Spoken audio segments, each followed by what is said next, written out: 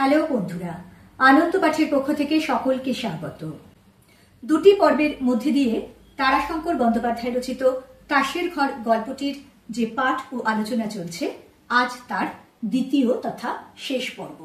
এই পর্বটি শুরু করার আগে প্রথম পর্বে কি হয়েছিল খুব সংক্ষেপে সেটা আমরা জেনে নেব, গল্পের ধারাবাহিকতা রক্ষা করার জন্য। তার আগে প্রতিদিনের মতো বলে নিই, যারা চ্যানেলটি এখনো সাবস্ক্রাইব করনি, তোমাদের যদি এই ধরনের আলোচনা ভালো লাগে এবং এরকম আলোচনা আরো বেশি করে পেতে চাও, তাহলে অবশ্যই লাইক, শেয়ার ও সাবস্ক্রাইব করে পাশে থেকো। এবারে আমরা চলে আসবো আজকের মূল আলোচনায়, অর্থাৎ তারাশঙ্কর বন্দ্যোপাধ্যায় রচিত তাসের ঘর গল্পের বিষয় সংক্ষেপ প্রথম অংশ যেটুকু পড়েছিলাম সেইটুকু অংশের বিষয় সংক্ষেপ। গল্প শুরু হয় একটি সাধারণ মধ্যবিত্ত গ্রাম্য পরিবারকে কেন্দ্র করে, যে পরিবারে শৈল নামে একটি বউ রয়েছে, যে এই গল্পের কেন্দ্রীয় চরিত্র। সেই শৈল সুন্দরী, মিষ্টভাষী, সে সর্বদাই শাশুড়ির আজ্ঞাবহ, নম্র, ভদ্র, কিন্তু তার একটি চারিত্রিক দোষ রয়েছে বলা যায়, যে সে তার বাপের বাড়ির গল্প অত্যন্ত বাড়িয়ে বাড়িয়ে বলে।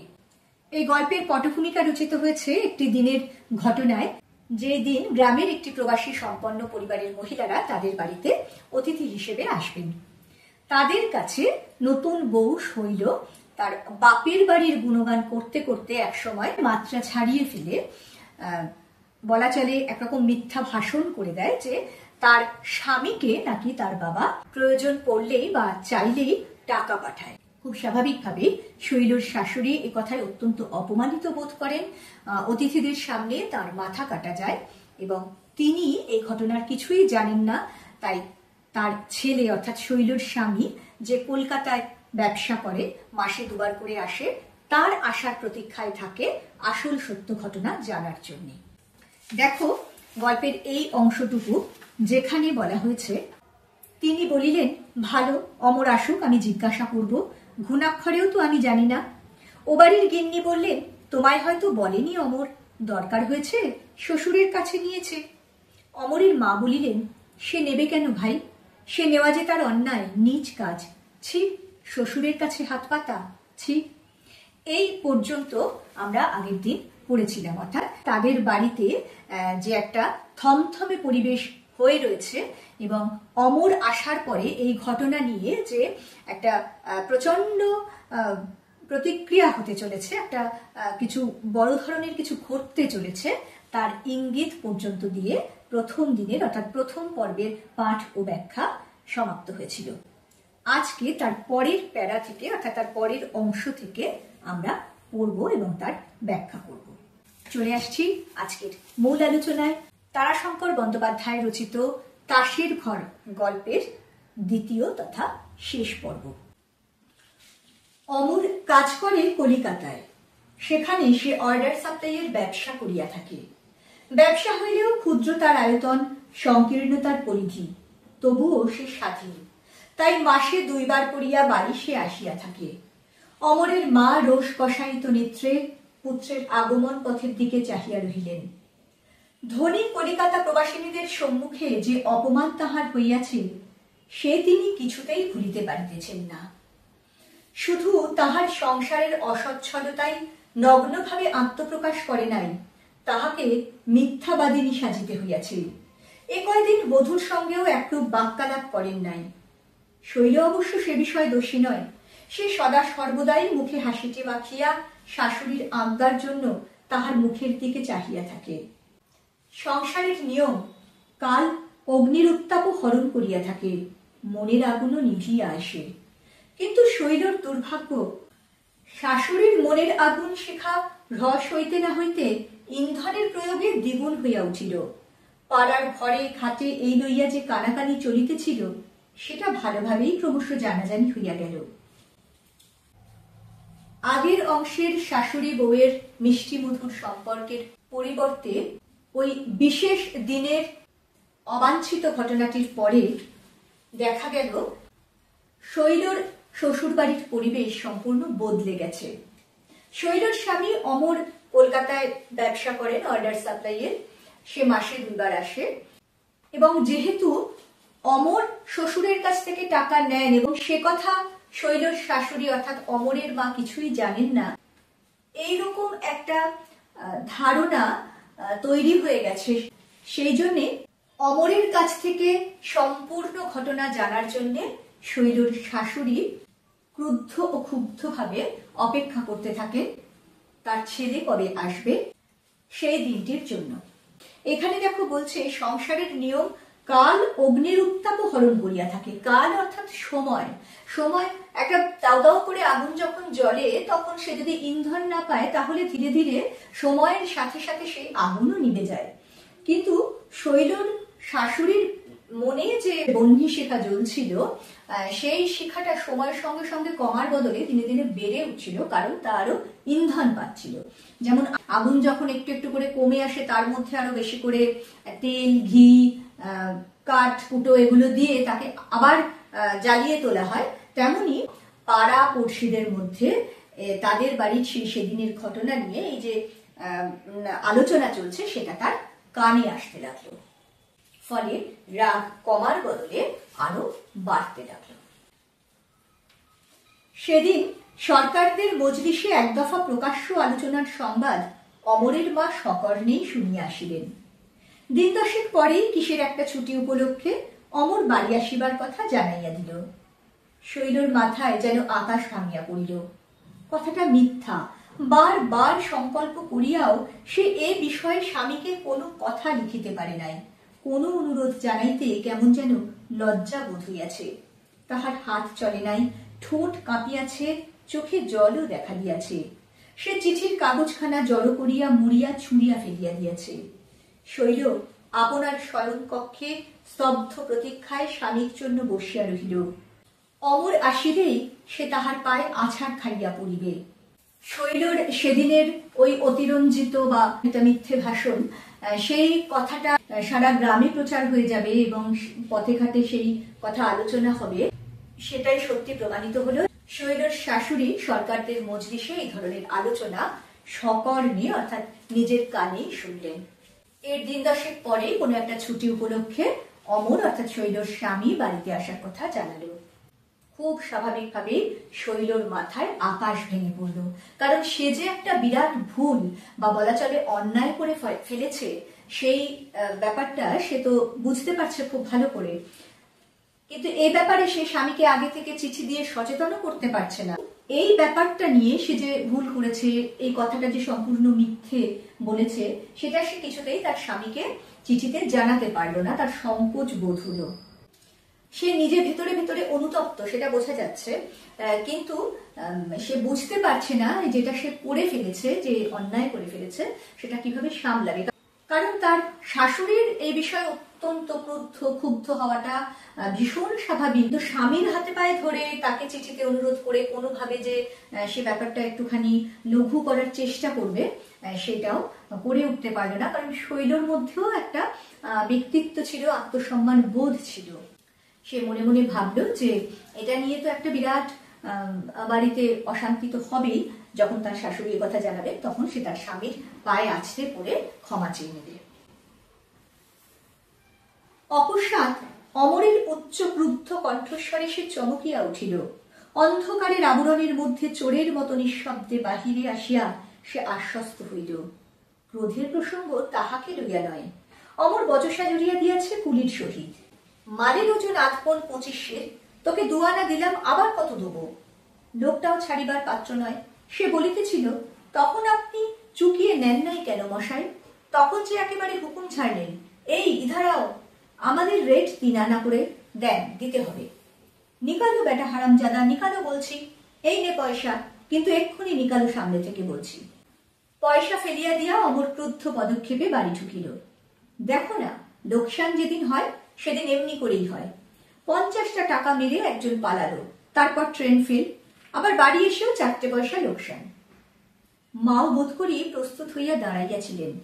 তিনি শান্ত অথচ শ্লেষ তীক্ষ্ণ কণ্ঠে কহিলেন, তার জন্য আর তোমার চিন্তা কি বাবা? বড়লোক শ্বশুর রয়েছেন, তাকে লেখো, তিনি পাঠিয়ে দেবেন। অর্থ না বুঝিলেও শ্লেষ তীক্ষ্ণ বাক্যস্বর আঘাত করিতে ছাড়ে নাই। অমর ভ্রুকুঞ্চিত করিয়া বলিল, তার মানে দেখা গেল শৈল যখন স্তব্ধ প্রতীক্ষায় তার শোবার ঘরে ছিল, সেখান থেকে সে হঠাৎ অমরের খুব জোরে চিৎকার চেঁচামেচির আওয়াজ পেল। চমকে উঠে সে ভাবলো তার কথা শুনেই বোধহয় অমর এমন রেগে গেছে, কিন্তু বাইরে এসে দেখলো যে অমর কুলির সঙ্গে ওই কুলিকে যে পয়সা দিতে হবে তাই নিয়ে গন্ডগোলের জেরে চিৎকার করছে। এবং সে বাইরে এসে শুনলো অমর বলছে যে সেদিনকে তার প্রচুর লোকসান হয়েছে, 50 টাকা কেউ একজন পকেট মেরে দিয়েছে, ট্রেন ফেল করেছে, এবং তারপরে কুলির সঙ্গে এই ঝামেলা। বোঝা যাচ্ছে যে একটা বিরাট দুর্ভাগ্য শৈলর জন্য সেদিন অপেক্ষা করে রয়েছে।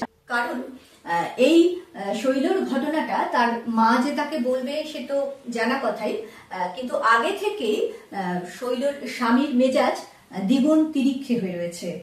যথেষ্ট গুরুতর ব্যাপার আগে থেকে ঘটেই রয়েছে, সেই সঙ্গে শৈলর স্বামীর মাথাও নানান কারণে রীতিমতো তপ্ত হয়ে রয়েছে। আর শৈলর শাশুড়ি এতদিন ধরে যার জন্য প্রতীক্ষা করছিলেন তিনি এই সুযোগের অপেক্ষাতেই ছিলেন। যখন এরকম টাকা চোট যাওয়ার কথা অমর বলে, তখন শৈলর শাশুড়ি খুব শান্ত অথচ তীক্ষ্ণ স্বরে শ্লেষ বলছেন না, খুব বিদ্রুপ করা, তিনি ছেলেকে বিদ্রুপ করে বলছেন যে তার তো টাকা চোট গেলে চিন্তার কিছু নেই, কারণ বড়লোক শ্বশুর রয়েছে, তাকে লিখে দিলেই তিনি পাঠিয়ে দেবেন। ও আগের অংশটুকু তোমরা যদি শুনে থাকো বা পড়ে থাকো তোমাদের নিশ্চয়ই মনে পড়বে যে শৈলচিক এই ধরনের কথাই বাইরের লোকেদের সামনে বলেছিল, যে কথা ছিল অতিরঞ্জিত বা একেবারে মিথ্যে, যে সে যখনই তার স্বামী টাকা চায় তার শ্বশুর নাকি তাকে সেই টাকা পাঠিয়ে দেয়। কিন্তু এটা যে মিথ্যে বোঝাই যাচ্ছে, কারণ এই কথায় যথেষ্ট আঘাত পায় এবং এর অর্থ জানতে চায় তার মায়ের কাছ থেকে। উত্তরে তার মা বলেন, সেই জন্যই তো তোমার পথ চেয়ে দাঁড়িয়ে আছি বাবা। আমি শুনবো তুমি আমাকে তোমার রোজগারের অন্ন খাওয়াও, না তোমার শ্বশুরের দানের অন্ন আমাকে পিণ্ডি দাও। তুমি নাকি তোমার শ্বশুরের কাছ থেকে টাকা চাও, আর শ্বশুর তোমার টাকা পাঠিয়ে দেন 100, 50, 80, যখন যেমন তোমার দরকার হয়। ক্লান্ত তিক্ত চিত্ত অমরের মস্তিষ্কে মুহূর্তে যেন আগুন জ্বলিয়া উঠিল। সে বলিয়া উঠিল, কে, কোন হারামজাদি সে কথা বলে? মা ডাকিলেন, বৌমা। শৈলর চক্ষের সম্মুখে চারিদিক যেন দুলিতেছে। কি করিবে কি বলিবে কোনো নির্ধারণই সে স্থির করিতে পারিল না। শৈল বিহরের মতো বলিয়া ফেলিল, হ্যাঁ বাবা দেন তো। অমর মুহূর্তে উন্মত্তের মতো দেওয়ালে মাথা কুটিতে আরম্ভ করিল। মা তাড়াতাড়ি তাহাকে ধরিয়া ফেলিলেন। অমর বলিল, ও বাড়িতে থাকলে আমি জল গ্রহণ করব না। মা বলিলেন, আমার মাথা কাটা গেল হরেন বাবুর বাড়ির মেয়েদের কাছে, এমন বউ নিয়ে আমিও ঘর করতে পারবো না বাবা। দেখা গেল শৈলর ওই অদ্ভুত স্বভাব বৈশিষ্ট্য কিভাবে তার জীবনে বিরাট বিপর্যয় ডেকে আনলো। শৈলর শাশুড়ি যখন অমরের কাছে শৈলর বলা সেই কথার কৈফিয়ত জানতে চাইলেন, তখন অমর বলল, কে কথা বলেছে, এবং শৈলকে তার জবাবদিহি করতে বলায় শৈল যেন বিহ্বল হয়ে গেল, তার মাথা কাজ করলো না। বোধহয় তার ওই স্বভাব বৈশিষ্ট্যই তাকে দিয়ে এবারেও এক চরম মিথ্যে বলিয়ে ফেললো তার স্বামীর সামনে। সে বলে ফেললো, হ্যাঁ তার বাবা দেন।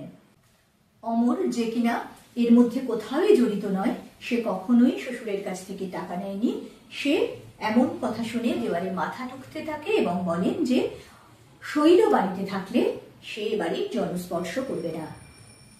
তার শাশুড়িও বলে, হরেন বাবুর বাড়ির মেয়েদের কাছে তার মাথা কাটা গেছে, এমন বউ নিয়ে তিনিও ঘর করতে পারবেন না। বিচারক যেখানে বিধিবদ্ধ বিধানের মধ্যে আবদ্ধ নয়, সেখানে বিচার হয় না, বিচারের নামে ঘটে স্বেচ্ছাচার। তাই ওইটুকু অপরাধে শৈলর অদৃষ্টে গুরুদণ্ড হইয়া গেল। সেই রাত্রেই তাহার নির্বাসনের ব্যবস্থা হইল। রাত্রি 12টার ট্রেনে শৈলর দেবর তাহাকে লইয়া এলাহাবাদ রওনা হইয়া গেল। শৈলকে দেখিয়াই তাহার মা আনন্দে বিস্ময় আকুল হইয়া বলিলেন, এ কি শৈল, তুই যে এমন হঠাৎ? শৈল ঠোঁক গিলিয়া বলিল, কেন মা, আমাকে কি আসতে নেই? তোমরা তো আনলে না, কাজেই নিজেই এলাম। মেয়েকে বুকে জড়াইয়া ধরিয়া মা বলিলেন, ওরে আনতে কি অসাধ, নাকি আমার মনেই ব্যথা হয় না? কিন্তু কি করব বল। একটি দীর্ঘ নিঃশ্বাস ফেলিয়া আবার বলিলেন, বাবুর রোজগার কমে গেছে, বাজার নাকি বড় মন্দা, তার উপর হৈমির বিয়ে এসেছে, খরচ যে করতে পারছি না মা। শৈল অবকাশ পাইয়া অঝোর ঝরে কাঁদিয়া বুক ভাসাইয়া দিল। মা বলিলেন, সঙ্গে কে এসেছে শৈলী, জামাই? শৈল বিবর্ণ মুখে বলিল, না, আমার দেওর এসেছে। কই সে? ওমা, বাইরে কেন সে? ঘরের ছেলে। ওরে দাই, দেখ তো বড়দিদির দেওর বাইরে আছেন, ডাকতো।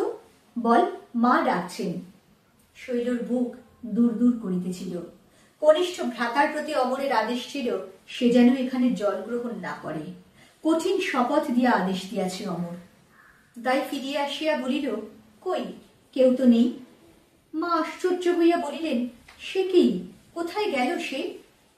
শৈল বলিল, তাকে ট্রেন ধরতে হবে মা, সে চলে গেছে।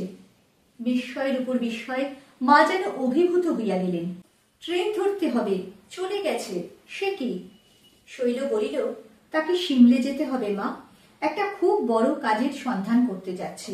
যে ট্রেনে আমরা নামলাম, এই ট্রেনই সে গিয়ে ধরবে, থাকবার তার উপায় নেই। মা আশ্বস্ত হইয়া বলিলেন, ফিরবার সময় নামতে বলে দিয়েছিস তো? একটি দীর্ঘ নিঃশ্বাস ফেলিয়া শৈল বলিল, বলে তো দিয়েছি মা, কিন্তু নামতে বোধহয় পারবে না, খুব জরুরি কাজ কিনা। সিমলে থেকে কলকাতায় যাবে একটা কার চিঠি নিয়ে, সময় পৌঁছতে না পারলে তো সব মিছে হবে। শৈলকে সেদিন সেই বাড়ি থেকে চলে যেতে হয়, তার দেওর রাত 12টার ট্রেনে তাকে পৌঁছে দেয়। শুধু তাই নয়, তার স্বামী অমর ভাইকে অর্থাৎ শৈলর দেওরকে দিব্যি করিয়ে নিয়েছিল যে সে শৈলর বাপের বাড়িতে পৌঁছে দিয়েই চলে আসবে, সেখানে জলস্পর্শ করবে না। এইভাবে হঠাৎ করে শৈলকে দেখে তার মা আনন্দিত হলেও অত্যন্ত বিস্মিত হয়ে যান। খুবই স্বাভাবিক, খবর না দিয়ে এইভাবে নিয়ে চলে এসেছে। শৈলর বুকে যে বাপের বাড়ির প্রতি অভিমান রয়েছে সেটা বোঝা যায়। সে যখন মাকে বলে যে আমি কি আসতে পারি না, বা তোমরা নিয়ে এলে না তাই নিজেই এলাম, এই কথাগুলির মধ্যে দিয়ে বোঝা যায় তার মনেও কিন্তু যথেষ্ট অভিমান জমেছিল বাবা মায়ের প্রতি। কিন্তু মা তার মেয়ের এই অভিযোগের জবাবে বলেন যে তারও আনতে ইচ্ছে করে। তাদের বাপের বাড়ির প্রকৃত অবস্থা যে শৈল যা বলে থাকে তার চেয়ে একেবারেই বিপরীত। সে যে কতটা বাড়িয়ে বলে, কতটা মিথ্যা ভাষণ দেয়, সেইটা কিন্তু এবারে আমরা বুঝতে পারি। তার বাবার রোজগার কমে গেছে, টাকা পয়সার অভাবে তিনি মেয়েকে আনতে পারছেন না, এইরকমই অবস্থা তার বাপের বাড়ির। শৈল দেওরের সঙ্গে এসেছে এবং সেই দেওর সঙ্গে সঙ্গে শৈলকে বাড়ির দরজায় পৌঁছে দিয়েই চলে গেছে কারোর সাথে দেখা না করে। তার মা ভীষণ অবাক হলে শৈল আবার একটি মিথ্যে কথা বানিয়ে বলে যে তার দেওরের একটা বড় কাজের সন্ধানে সিমলায় যেতে হবে এই ট্রেনে, তাই সে কিছুতেই থাকতে পারল না।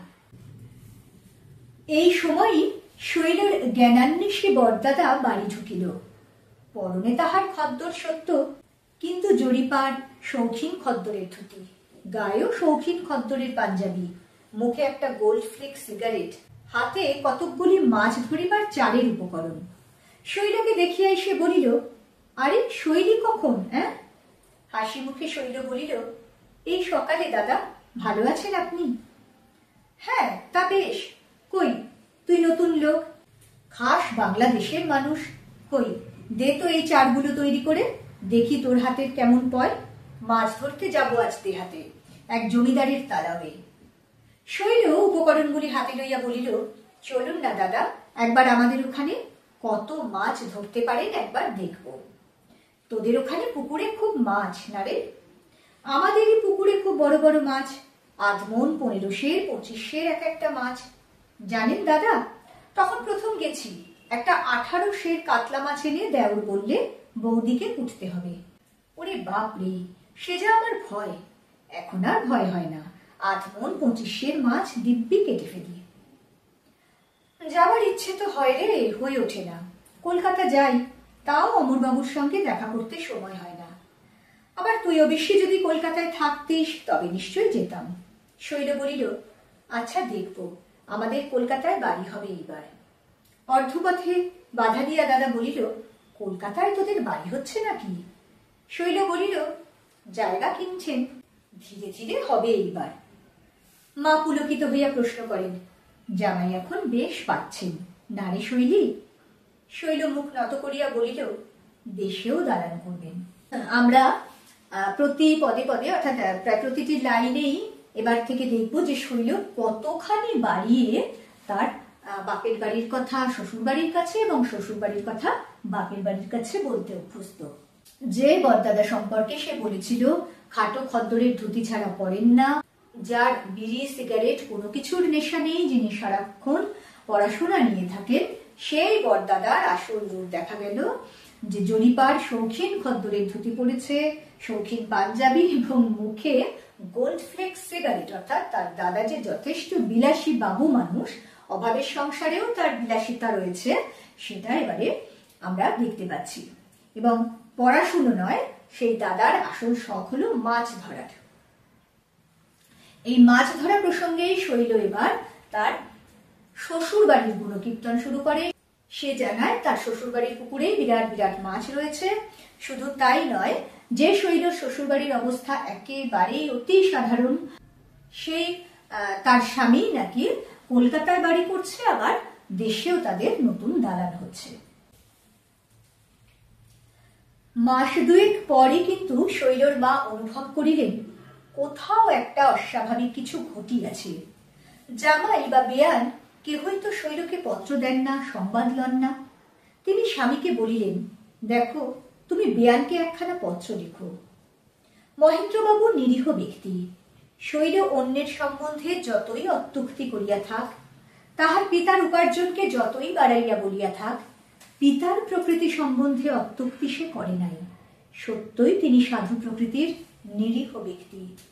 শৈলর মা তিনি তো অভিজ্ঞ, তিনি মাস দুয়েক পরে বুঝতে পারলেন যে কিছু একটা অস্বাভাবিক ব্যাপার ঘটেছে। একে তো শৈলকে এইভাবে না জানিয়ে হঠাৎ করে বাপের বাড়িতে পাঠিয়ে দেওয়া হয়েছে, তার উপরে 2 মাস ধরে তার শ্বশুর বাড়ি থেকে তার স্বামীর কাছ থেকে কোনো চিঠিপত্র আসেনি, তার কেউ কোনো খবর নেয়নি। ফলে তিনি তার স্বামীকে বলেন যে শৈলর শাশুড়িকে চিঠি লিখে জানতে ব্যাপারটা কি ঘটেছে। এবং মহেন্দ্রবাবু অর্থাৎ শৈলর বাবার সম্পর্কে শৈল যে কথাগুলি বলেছিল, সেখানে তার বাবার বড় ব্যবসা বা উপার্জন সম্পর্কে সে সত্যি প্রচুর বাড়িয়ে বলেছিল, অতিরঞ্জন করেছিল, কিন্তু বাবার প্রকৃতি অর্থাৎ স্বভাব চরিত্র সম্পর্কে সে কিন্তু একেবারে সঠিক কথা বলেছিল। তিনি অত্যন্ত নিরীহ এবং সত্যি সাধু প্রকৃতির মানুষ। তিনি স্ত্রীর কথায় শঙ্কিত হইয়া পরদিনই বেয়ানকে পত্র দিলেন। লিখিলেন, আমি আপনার অনুগৃহীত ব্যক্তি, শৈলকে চরণে স্থান দিয়া আপনি আমার প্রতি অশেষ অনুগ্রহ প্রকাশ করিয়াছেন। আশা করি, প্রার্থনা করি, সে অনুগ্রহ হইতে আমি বা আমার শৈল যেন কখনো বঞ্চিত না হই। আমি বুঝিতে পারিতেছি না সেখানে কি ঘটিয়াছে, শৈল কি অপরাধ করিয়াছে, কিন্তু অপরাধ যে করিয়াছে তাহাতে সন্দেহ নাই। সে কোনো কথা প্রকাশ করে নাই। তবুও এই দীর্ঘ 2 মাসের মধ্যে কই আপনার কোনো আশীর্বাদ তো আসিল না। শ্রীমান অমর বাবা জীবনও তো কোনো পত্র দেন না। দয়া করিয়া কি ঘটিয়াছে আমাকে জানাইবেন। আমি নিজে শৈলকে আপনার চরণে উপস্থিত করিয়া তাহার শাস্তি দিব। তারপর শেষে আবার লিখিলেন, অমর সংবাদ না দিলেও শৈলর নিকট তাহার উন্নতির কথা শুনিয়া বড়ই সুখী হইলাম। কলিকাতায় বাড়ি করিবে শুনিয়া পরম আনন্দ হইল। আপনার নিজ ছেলের পরীক্ষার সংবাদ শুনিলাম, কয়েক নম্বরের জন্য প্রথম হইতে পারে নাই। আশীর্বাদ করে বিয়েতে সে যোগ্য স্থান লাভ করিবে। শৈলর বাবা তার বেয়ানকে যে পত্র বা চিঠিখানি লিখলেন তাতেও বোঝা গেল তিনি অত্যন্ত বিনয়ী ভদ্র মানুষ। তিনি জানালেন যে তিনি বুঝতে পারছেন যে শৈল একটা গুরুতর অপরাধ করে এসেছে সেখানে। তিনি বিনীত অনুরোধ করলেন যে শৈলকে এইভাবে পায়ে ঠেলে না দিয়ে তাকে যেন তিনি ক্ষমা করেন, এবং সে কি করেছে সেটা যদি শৈলর বাবাকে জানান তাহলে শৈলকে তিনি নিজে তার শাশুড়ির কাছে নিয়ে গিয়ে তার শাস্তি দেবেন। সেই সঙ্গে তাদের বাড়ির ব্যাপারে শৈল যে অতিরঞ্জন করে কথা বলেছে সেই কথাগুলো লিখলেন, যে তার জামাই কলকাতায় বাড়ি করবে শুনে তিনি খুব আনন্দিত, তার ছেলে পরীক্ষায় খুব ভালো ফল করেছে ইত্যাদি ইত্যাদি জানাতেও ভুললেন না। পত্রখানা পড়িয়া অমরের মায়ের চোখে জল আসিল। মনে তাহার যে ক্রোধ বহ্নি জ্বলিতেছিল, ইন্ধনের অভাবে সময় ক্ষেপে সে বহ্নি নিভিয়া গিয়াছে। প্রতি পদে তাহার শৈলর প্রতিমার মতো মুখ মনে পড়িত। বলুক সে মিথ্যা, তবু মিষ্ট কথার সুরটি তাহার কানে বাজিত। আজ বেআইয়ের পত্র পড়িয়া তাহার সকল গ্লানি নিঃশেষে বিদূরিত হইয়া গেল। শুধু বিদূরিত হইয়া গেল নয়, পুত্রবধূর উপর মন তাহার প্রসন্ন হইয়া উঠিল। পত্রের শেষ ভাগটুকু পড়িয়া আবার তিনি সেখানটা পড়িলেন, কলিকাতায় বাড়ি ইত্যাদি। তিনি অমরকে পত্র দিলেন, বেআইকে লিখিলেন, বৌমা আমার ঘরের লক্ষ্মী, লক্ষ্মীর কোনো অপরাধ হয়? তবে কার্যবতীকে সংবাদ লইতে পারি নাই, সে দোষ আমারই। শীঘ্রই অমর বৌমাকে আনিবার জন্য চাইবে। পত্র পাইবা মাত্র শৈল পুলকিত হইয়া স্বামীকে পত্র লিখিতে বসিল। এমনিতে বেশ কিছুদিন কেটে যাওয়ায় এবং যে ঘটনাটি ঘটেছে সেটাতে আর কোনো ইন্ধন না পড়ায় শৈলর মায়ের শৈলর প্রতি যে প্রচন্ড ক্ষোভ, যে রাগ জন্মেছিল সেটা ধীরে ধীরে কমে যেতে থাকে, প্রশমিত হতে থাকে। বরং তার বদলে তার এবার একটু মনে দুঃখই হয় তার ওই লক্ষ্মী প্রতিমার মতো বউটির জন্যে। তার উপরে যখন শৈলর বাবার এই চিঠিখানি পেলেন, তার রাগ একেবারে জল হয়ে গেল। বিশেষ করে পত্রের শেষ ভাগটুকু পড়িয়া, অর্থাৎ যেখানে শৈলর বাবা শৈলর শ্বশুর বাড়ির উন্নতির গুণগান করেছেন তার মেয়ের মুখ থেকে শুনে, সেই জায়গাটা পড়ে শৈলর শাশুড়ি বুঝতে পারলেন যে শৈলর এই যে অতিরঞ্জন, এই যে মিথ্যা ভাষণ, সেটা আসলে যে একটা গৌরব প্রকাশ করা শ্বশুর বাড়ির কাছে বাপের বাড়ির এবং বাপের বাড়ির কাছে শ্বশুর বাড়ির, সেইটা তিনি এবার বুঝতে পারলেন। তিনিও এই পত্রের উত্তরে লিখলেন যে শৈল তার ঘরের লক্ষ্মী, লক্ষ্মীর কোনো অপরাধ হয় না। নানান কারণে তিনি খবর নিতে পারেননি, খুব তাড়াতাড়ি তার ছেলে বৌমাকে আনতে যাবে। বলা বাহুল্য, শৈল তো এই চিঠি পেয়ে অত্যন্ত পুলকিত হয়ে উঠল, আনন্দিত হয়ে সে তার স্বামীকে চিঠি লিখতে বসল। এই জায়গাটাও খুব মজার। এই শেষটুকু স্বামীকে শৈল যে চিঠি লিখেছিল সেটাই এবার আমরা জানবো। অমর আসিয়াছে, 10-12 সেরের একটা মাছ সে সঙ্গে আনিয়াছে। শৈল তাড়াতাড়ি সেটা কাটিতে বসিল। বলিল, বড় জাতের মাছ বোধ হয় ধরা পড়েনি, এগুলো মাছলা জাত। ওদিক হইতে ভ্রাতৃ জয়া বলিল, এই আরম্ভ হলো, শ্বশুর বাড়ির অবস্থা ভালো আর কারো হয় না। রাত্রে অমরের নিকট শৈল নতমুখে দাঁড়াইয়াছিল। অমর একখানা পত্র বাহির করিয়া দেখাইয়া বলিল, এসব কি বলতো? একটা বড় মাছ যেমন করিয়া হোক আনিবে, এখানে আমি আমাদের অনেক মাছ আছে বলিয়াছি।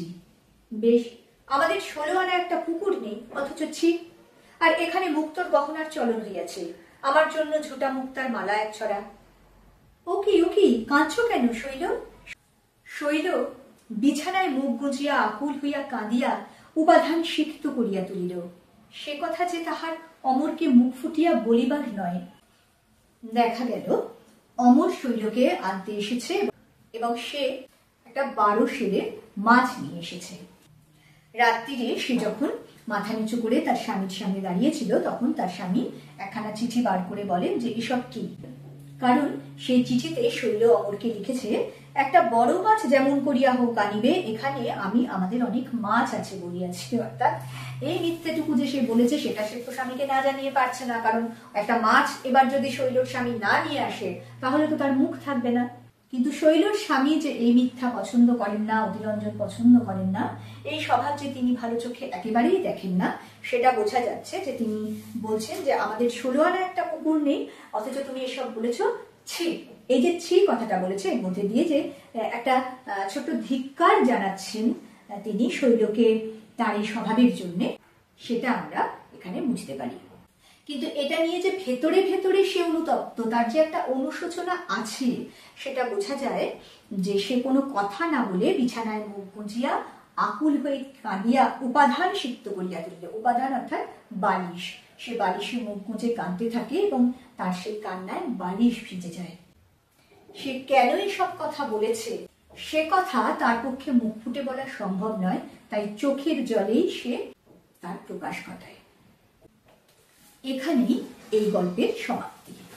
বন্ধুরা, আশা করব এই সম্পূর্ণ গল্পটির লাইন ধরে পাঠ ও বিস্তারিত ব্যাখ্যার মধ্যে দিয়ে তোমাদের কাছে গল্পটি যথেষ্ট সহজবোধ্য করে তুলতে পারলাম। পরবর্তীকালে এই গল্পটি থেকে ছোট এবং বড় নানান ধরনের প্রশ্নোত্তর নিয়ে আসবো। পরের দিন আরো একটি নতুন ভিডিও নিয়ে ফিরে আসছি খুব তাড়াতাড়ি। সঙ্গে সঙ্গে নোটিফিকেশন পেতে চাইলে সাবস্ক্রাইব করে বেল বাটনটি অন করতে ভুলো না। আজকের মতো টাটা।